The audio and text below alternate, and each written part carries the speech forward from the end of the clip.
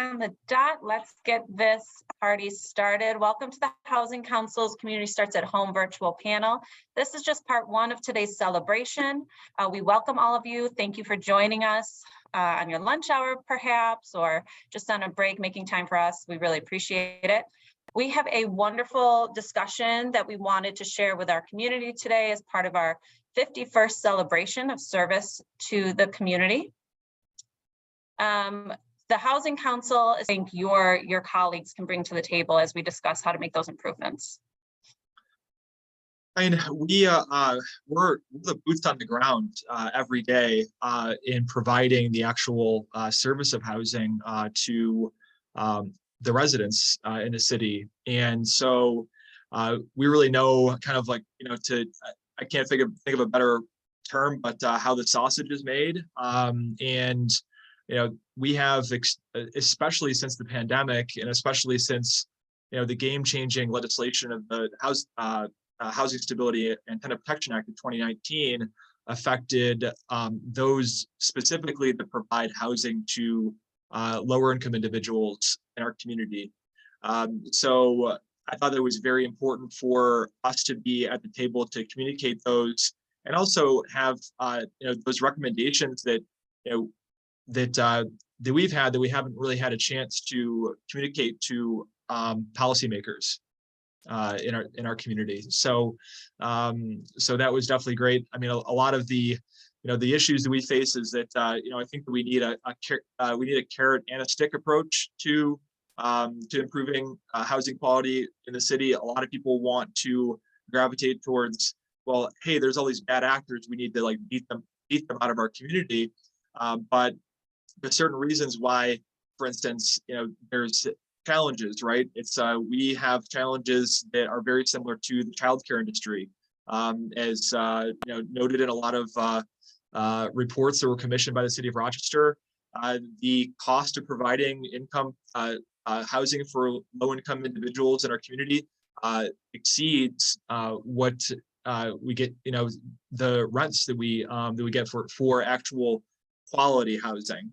So therefore, that's the reason why we sort of have these undesirable housing providers that have gravitated into our space, because the business model has been broken, and it has been broken for quite a long time.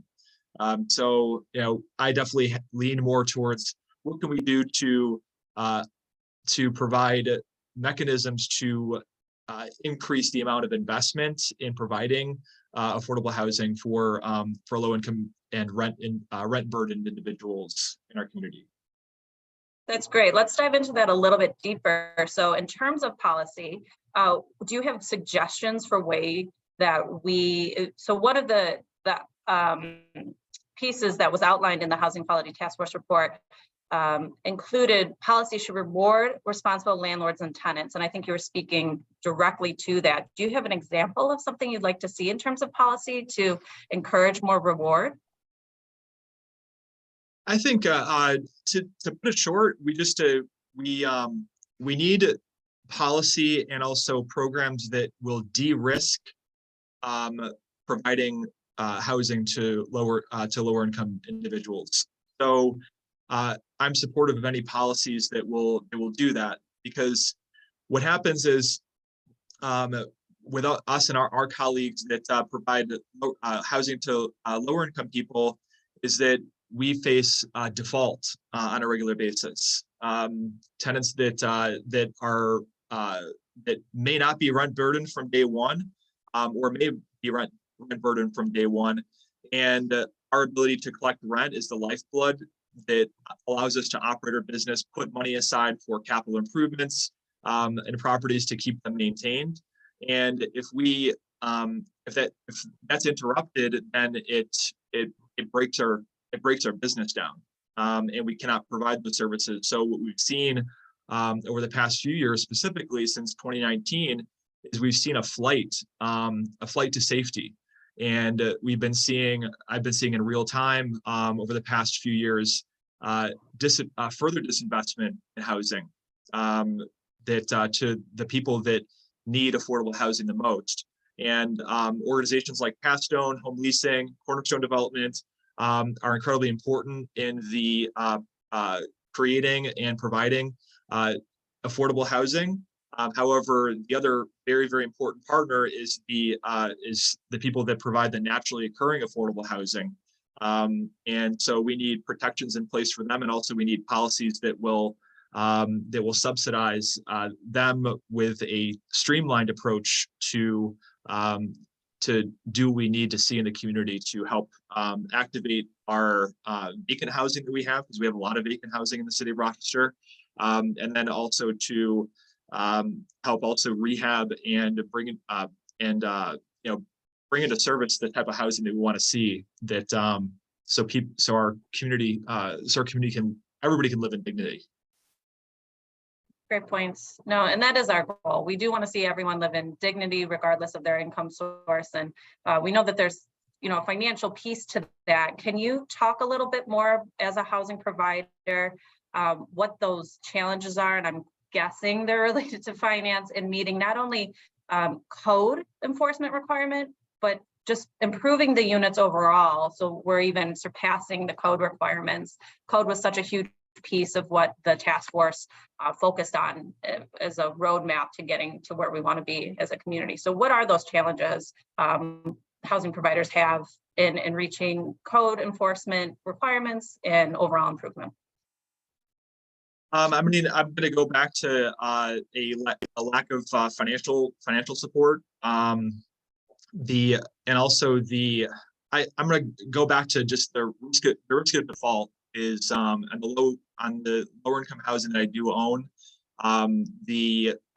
We are going through defaults all the time, and it's very difficult to operate that business model. And so we think that there should be some supports in de-risking that. One of the ideas that I proposed that didn't really make the cut was, hey, if I'm good at actually creating the product, which is the high quality affordable housing that exceeds code, and I'll say that code is essentially the worst, is legally the worst you can maintain a housing unit legally, right? So we want to exceed that.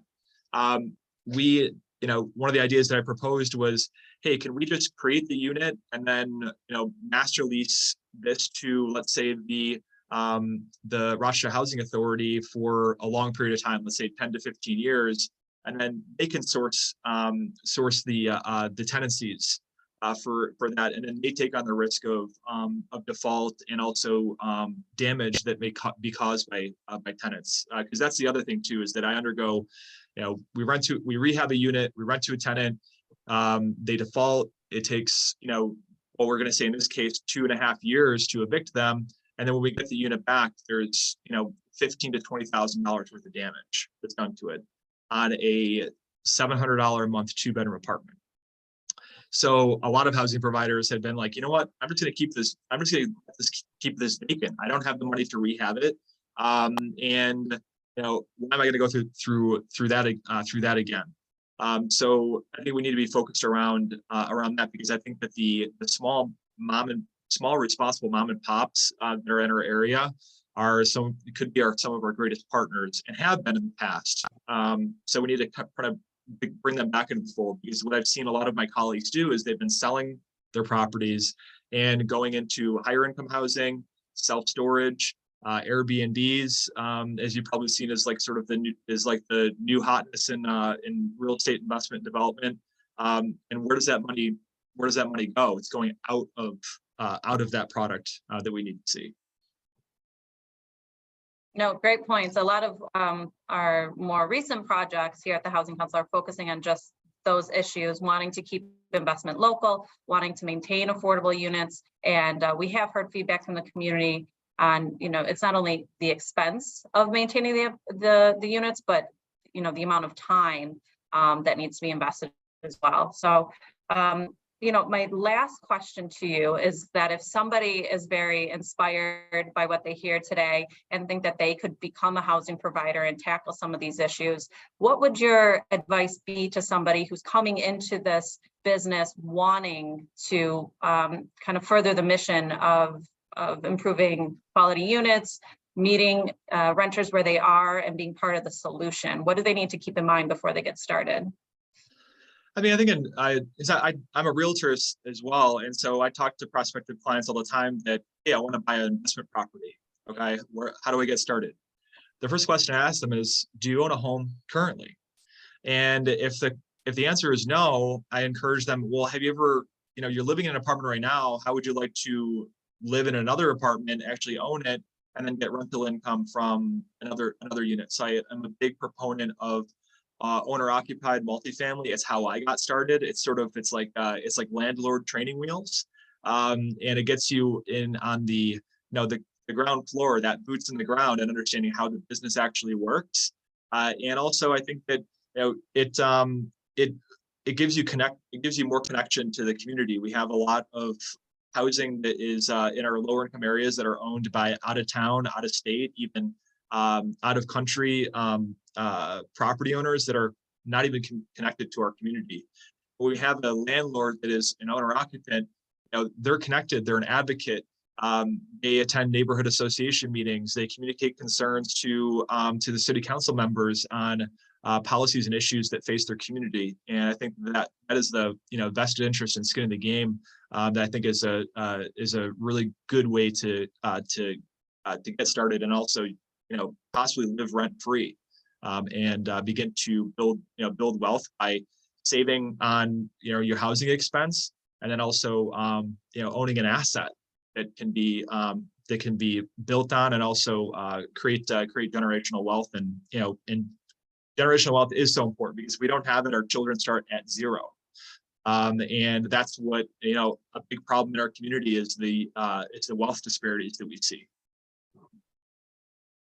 Matt, so happy to hear you say that. Shameless plug, the Housing Council is tackling just this. I see Maria shaking her head. We're working in partnership with the City of Rochester and the Anti-Displacement Learning Network to help renters become owner-occupied landlords. So if you're in the audience and you want to follow Matt's advice, please reach out to the Housing Council. We're accepting applications for what we're calling the PORT program, Property Owner Readiness Program, through the end of the month. So it's a great way to get started on the property ladder and transition from being a renter into a property owner, and then also becoming a housing provider. So I really appreciate that advice, Matt, right from the horse's mouth. That's the way to get going. So thank you for your feedback. Maria, now that we're starting to talk about tenants, I think it's a great time to bring you into this conversation.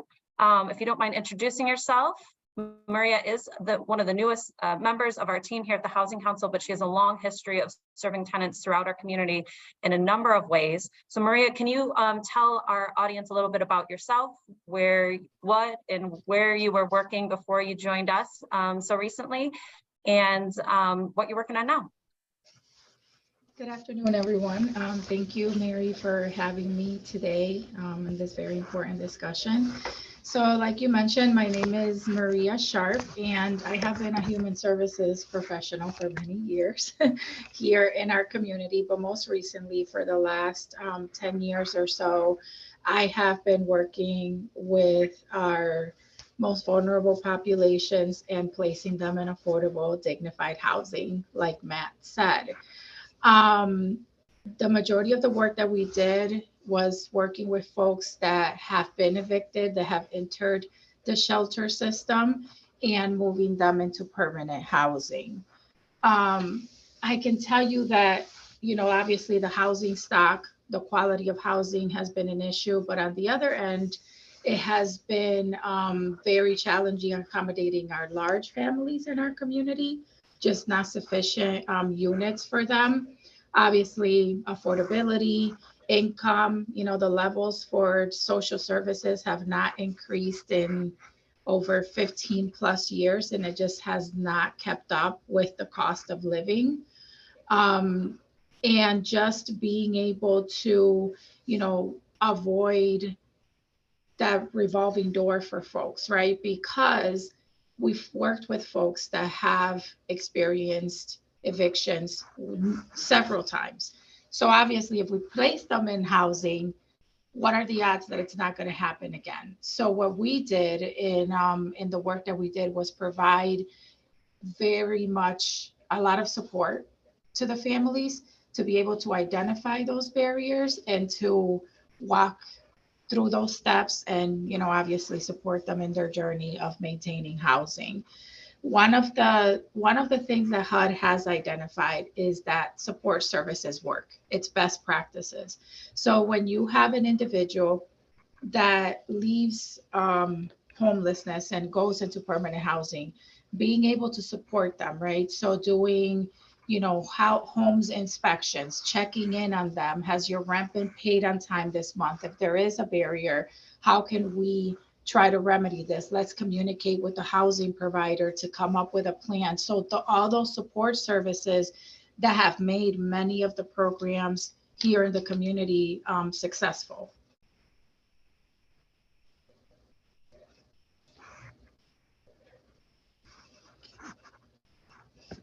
You're on mute. And now you think after 2 or 3 years of Zoom meetings, I would know where my mute button is. I'm sorry, Maria. Would you please just connect those lessons learned from your previous roles into the mission of your role as the Community Choice Program Manager for our new project, and what are the goals of the Community Choice Program? Yes, so I can tell you that, based on my experience working with housing providers, we have a lot of respect for housing providers because we understand that without them, the people that we serve are not going to be successful. So we look at it at a partnership from both ends, right? So partnering with the housing providers and educating the people that we serve on how to build those relationships and maintain those units so there is a successful outcome. The Community Choice Demonstration Program is actually an amazing program that's come to Rochester. We're 1 out of 13 communities in the country that were awarded this new project. And what is intended to do is to look at our families that have children under the age of 17 that are living in high crime areas and concentrated poverty, and allowing them an opportunity through housing choice vouchers to move into areas of opportunities where there is a better performing school districts, where there's safety, where they're going to be able to thrive. And what HUD has done is that they have actually allocated more funding to the housing choice vouchers based on tiers.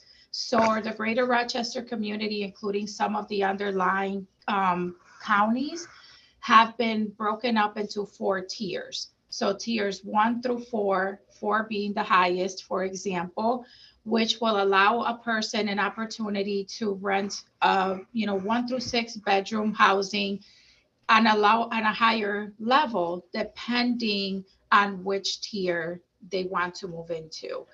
The beauty about this program, again, is that HUD once again recognizes that without support services, our families have a lower success rate. So the program is intended to follow families for a period of time and be able to provide those support services. If they have an emergency or they're not able to pay their rent, okay, which resources do we have in the community that can help them, come and pay their rent for their month? Whatever resources they need, whatever challenges they're facing, we as a team are going to be there to support our families.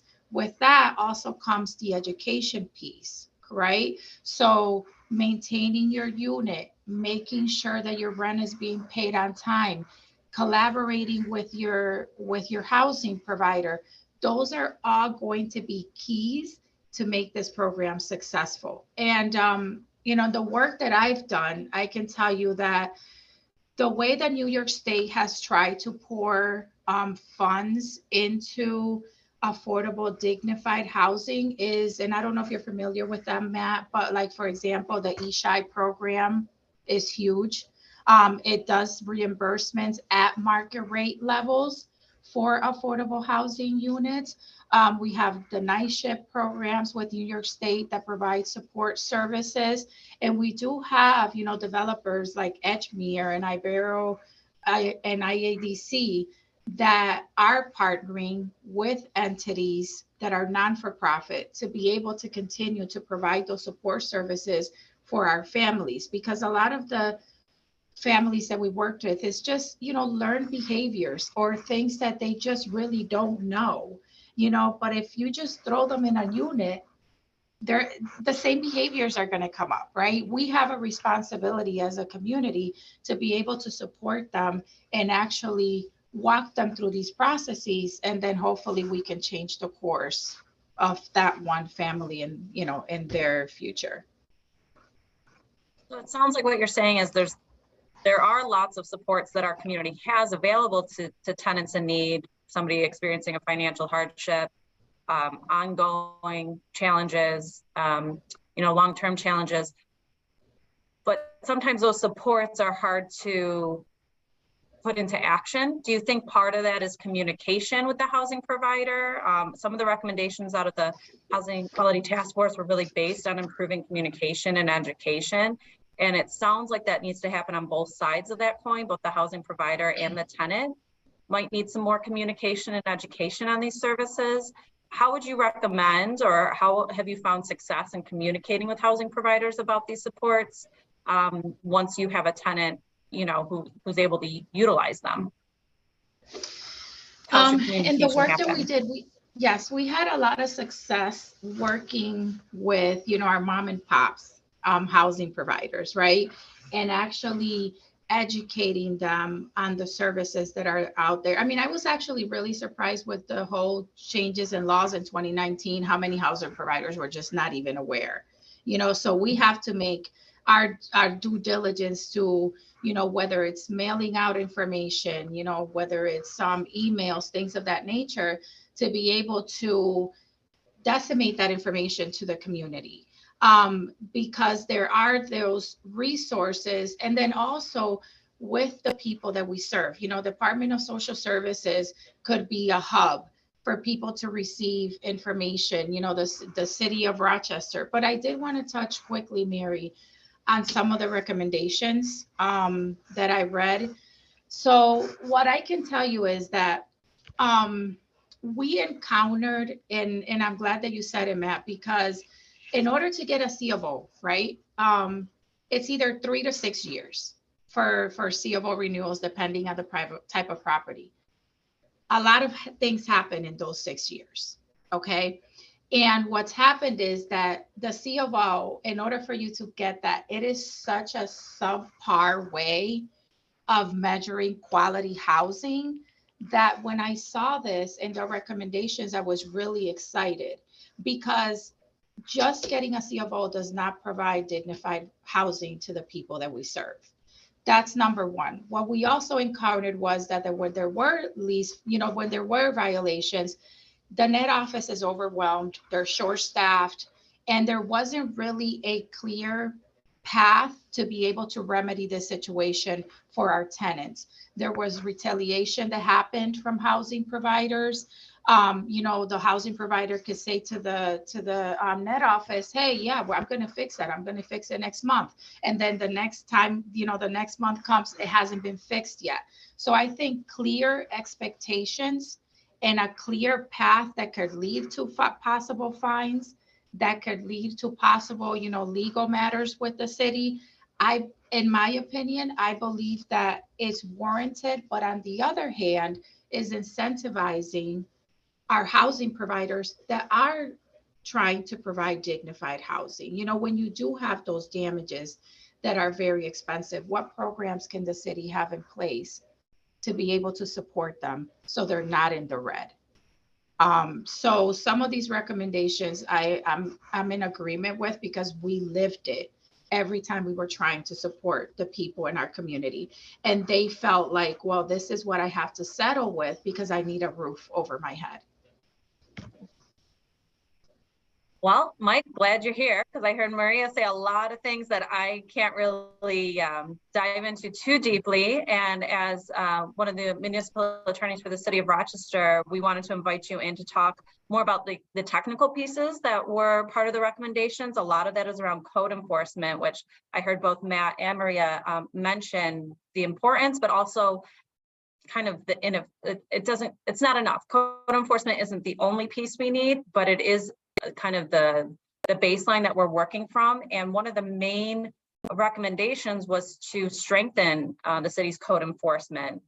Would you mind introducing yourself and talk a little bit about what the city is doing to strengthen their code enforcement capabilities? Sure. Can you guys hear me? I'm working with some new tech right now. Perfect. Good. Okay. So yeah, so my name is Mike Furlano. I am the new housing attorney in the city of Rochester, and the position came about through the Housing Quality Task Force. Part of the issue was, housing quality was a kind of a side assignment. There wasn't a focus. There wasn't an attorney dedicated to doing this type of work. So that's why this position was created. And so, my primary goal is to enforce our code, to address vacant properties, abandoned properties, to address the recommendations that were made in the Housing Quality Task Force, recommendation that came out, and to generally have a housing perspective in the law department and within the city, from a legal framework. And so, what we've kind of been focusing on so far, in the short time that I've been here, is making sure that we have a more assertive role in code enforcement. A lot of times we have, an inspector will come out, they'll do an inspection. If there are violations, they'll cite the violations. Homeowners will get, your notice and orders, and essentially they'll be fined. And then what happens is, that process kind of languishes, right? And so sporadically the city would have gone to court, and then even then, once you go to court, cases will get adjourned and the community has said, no, that's not enough. If we're bringing people to court, we want to see some results. That there's this perception that code enforcement kind of lets everyone slide once it gets to a certain point, that it's kind of indiscriminate as to who it targets and who it doesn't. So part of the position is identifying all of that, looking at how properties are targeted, and then kind of rearranging the priorities of the city. So to focus more on repeat offenders, people and owners with portfolios that flagrantly abuse code enforcement, because that affects more people, right? If you have an owner occupied, it's only affecting one person, but if you have an apartment, you're affecting all those occupants as well if you do have multiple violations. But from the other perspective too is, we are sensitive to the fact that not everything is owner caused, right? And so being able to have that perspective and be able to work, with both owners and occupants at the same time, to come to some sort of solution, that's kind of the role as well.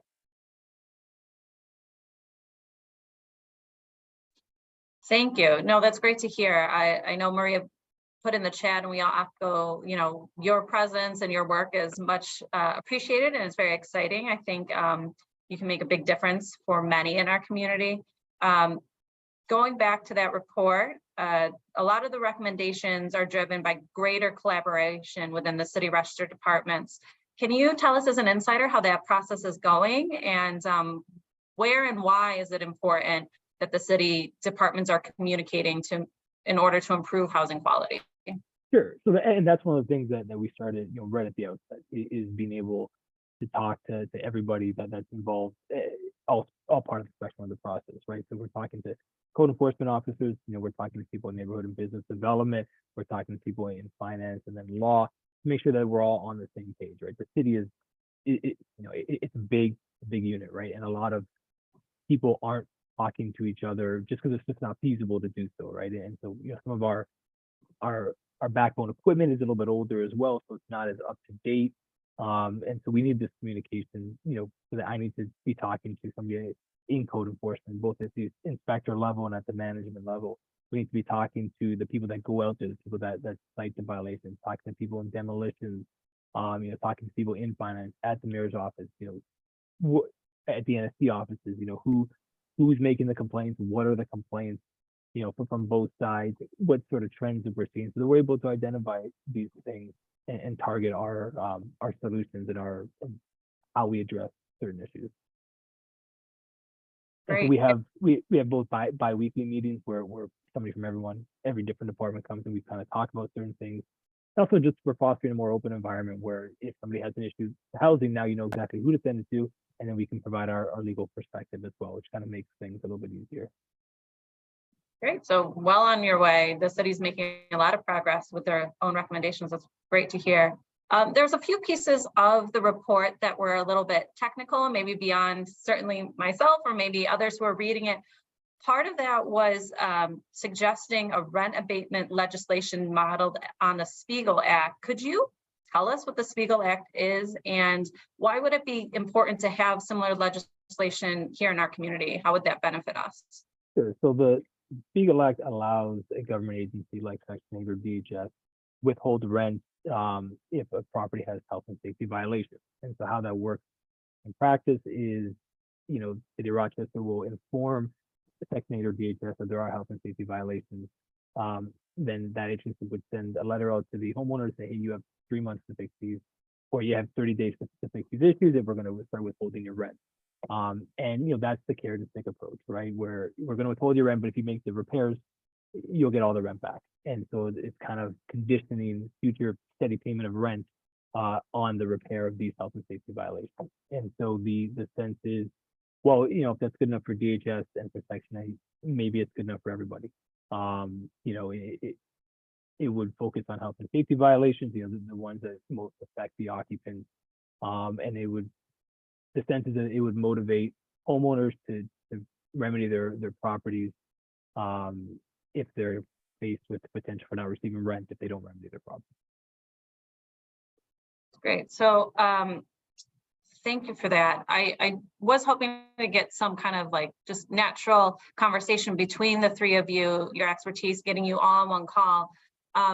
First question I want to open up to all three of you would be, based on what you've heard from each other today, what do you feel your industry or your profession's next steps would be in working together more collaboratively with those represented? So for example, Matt, in your business practices and looking forward, how do you think the recommendations will impact you? And have you set any new goals for yourself as a housing provider, or maybe networking within your industry to reach some of these goals?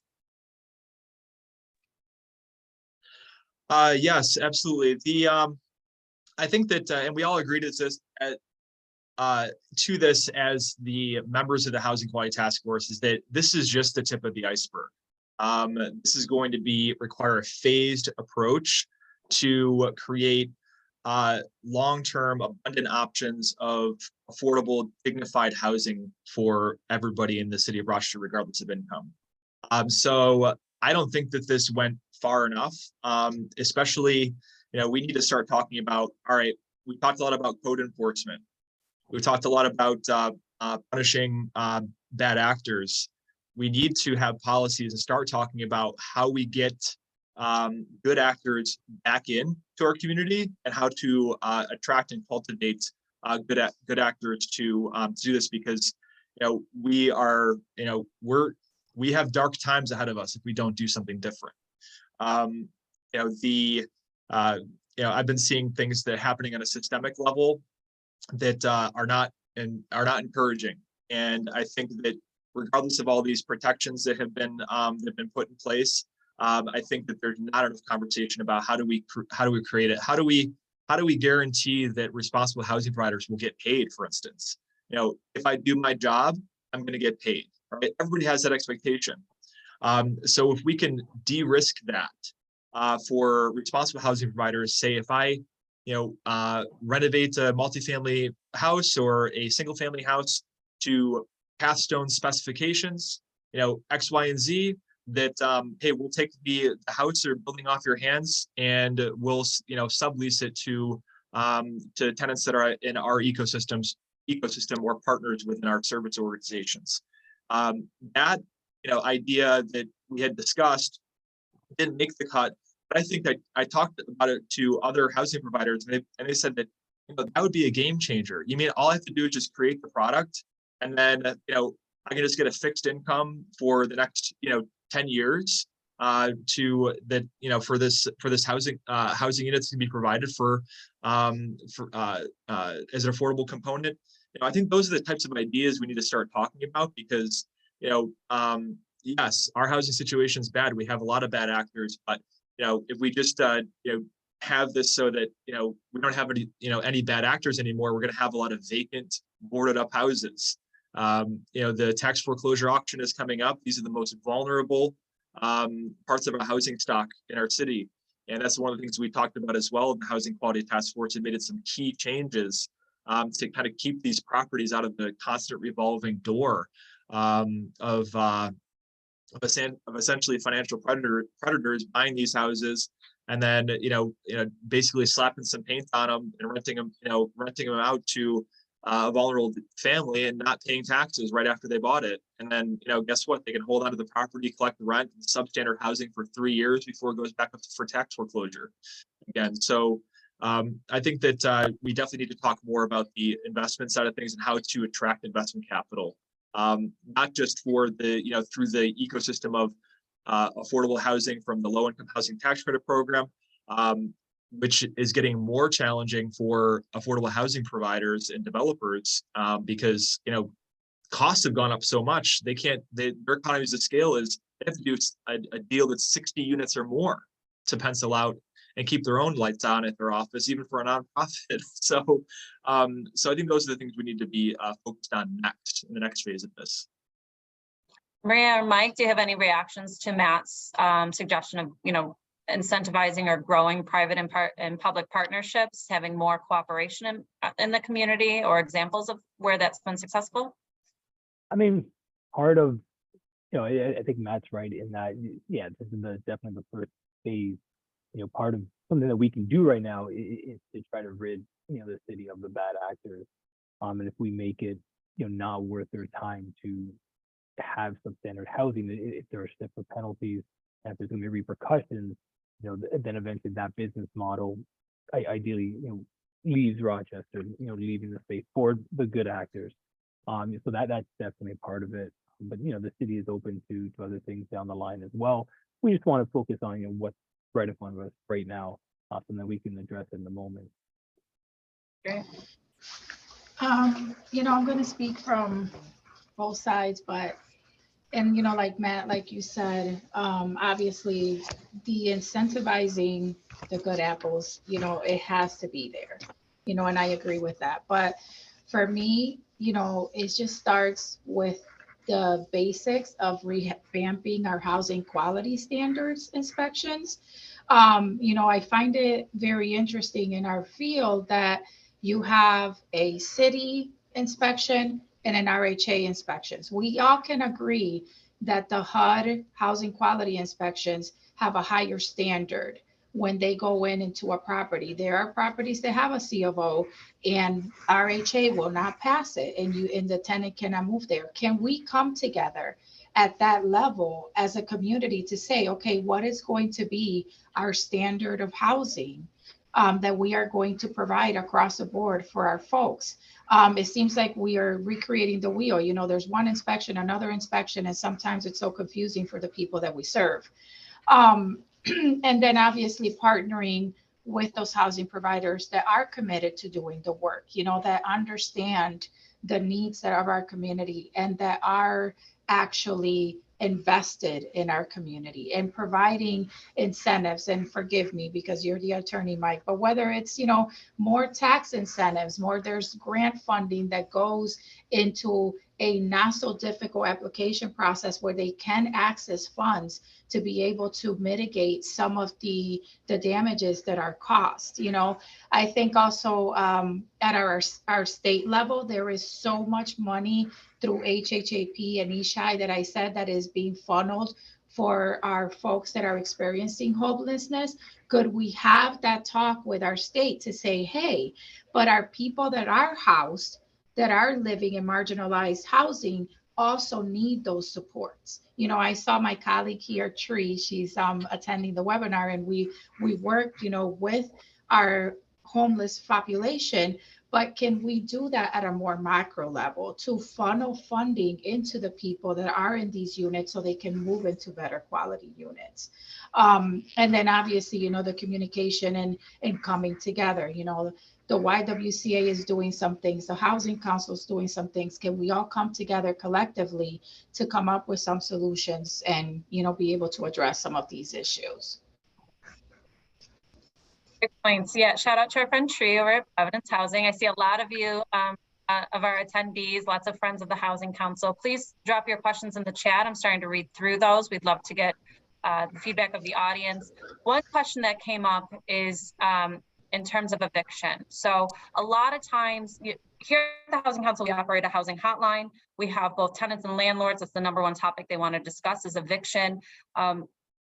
My personal experience from all those conversations I've had on the hotline is it seems to be the only quote unquote solution or resolution the parties have when something goes wrong or the relationship goes off the tracks.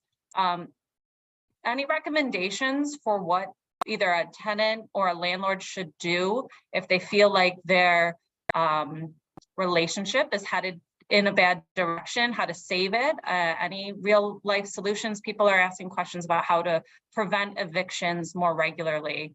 We have such a backlog in this community.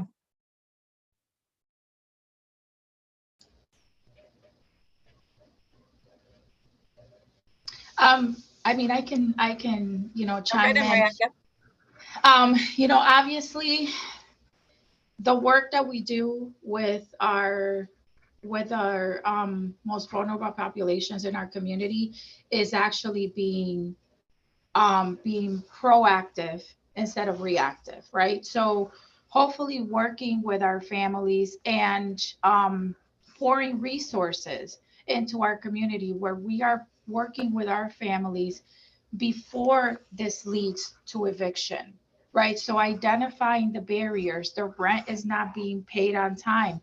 What are the resources to get that up to par? Actually providing those services, so if we see that there's a health and safety issue going on and it's not caused by the housing provider, wrapping resources around those families to be able to rectify these things. And obviously that comes also with education. So we are not leading to eviction. So I in my opinion, if the city looked at some of these models of pouring resources into our community and providing those support services for the people that we serve and the families that we serve, we would see a higher success rate because we do see it in our HUD funded programs.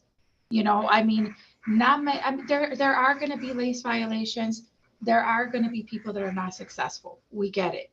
But our numbers in our community with our HUD funded programs tell us a different story. And I would challenge some folks to actually look at those numbers through Partners Ending Homelessness.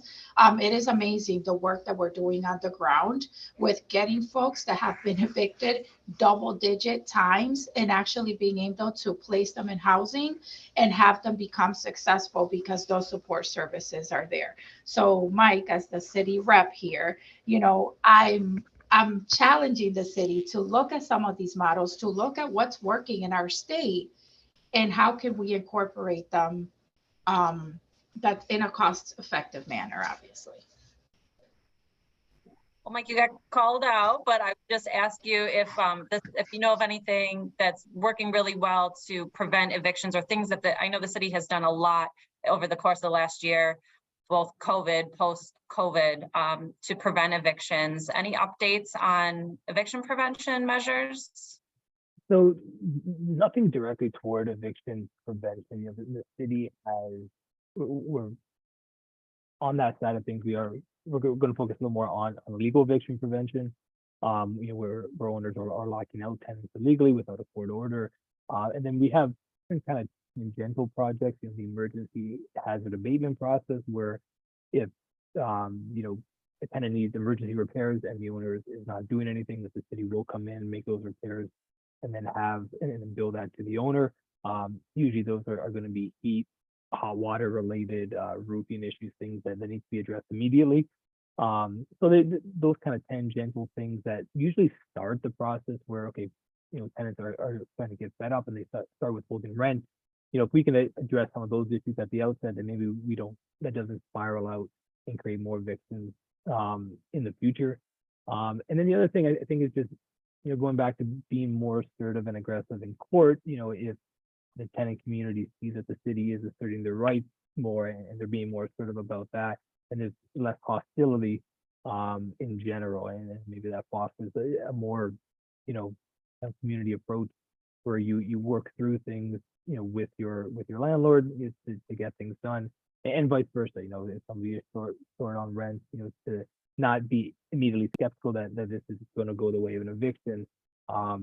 If everybody kind of knows that, hey, there's the city's doing their part to make sure that the bad actors are being dealt with, so that people that I'm dealing with are, I'm not going to assume that they're going to be the worst. Yeah. Matt, if I can kind of repose this question to you. You mentioned earlier that eviction timeline could take over, a year, 2 years or more for you actually to have an eviction be processed. When you get the sense that a tenant's experiencing an issue that could lead them down that road, or a friend of yours says, hey, I think I'm going to be behind on my rent, how should I approach my landlord? Like, what kind of advice or what actions do you take so we don't have to get into the territory Maria and Mike were discussing? How can we informally prevent these things from happening, or what would you suggest to a tenant who's struggling? Yes, eviction prevention, the key word being prevention, to allude to what Maria was talking about, involves being proactive. On the tenant side of things, they, getting behind on rent is it can be a shameful, embarrassing thing to do. So a lot of tenants just say, they basically batten down the hatches. They're like, I'm not gonna, take calls from my landlord. I'm just gonna pretend like this thing isn't happening. And then before you know it, the situation gets worse and it gets to be too late.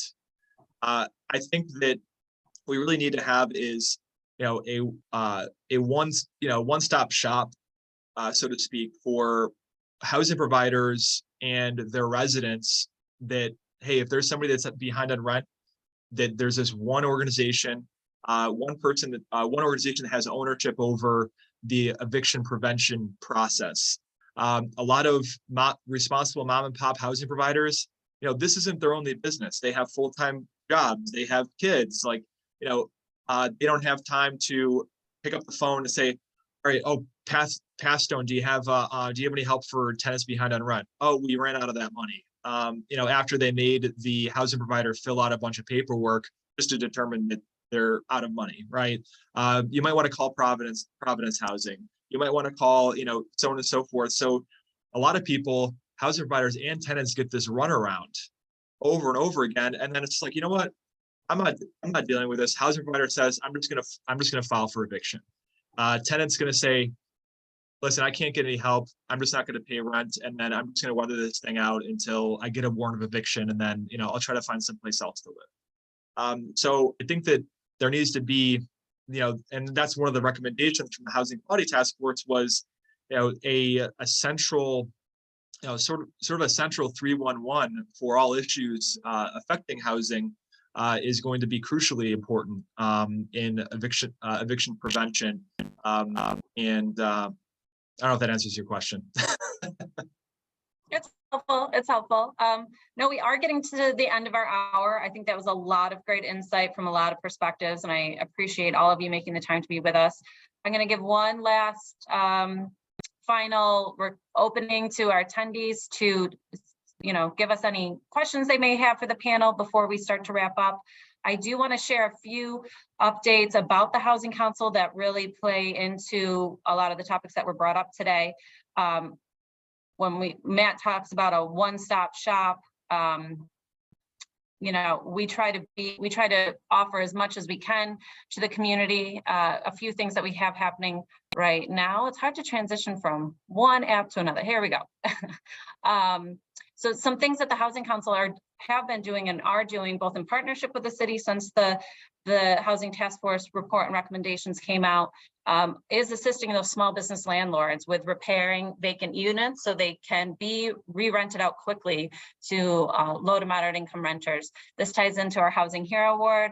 Our Housing Hero awardee, Luann Brink, spearheaded this project, putting $1 million back into City of Rochester units directed at these small business landlords who had a commitment to renting out to low to moderate income households.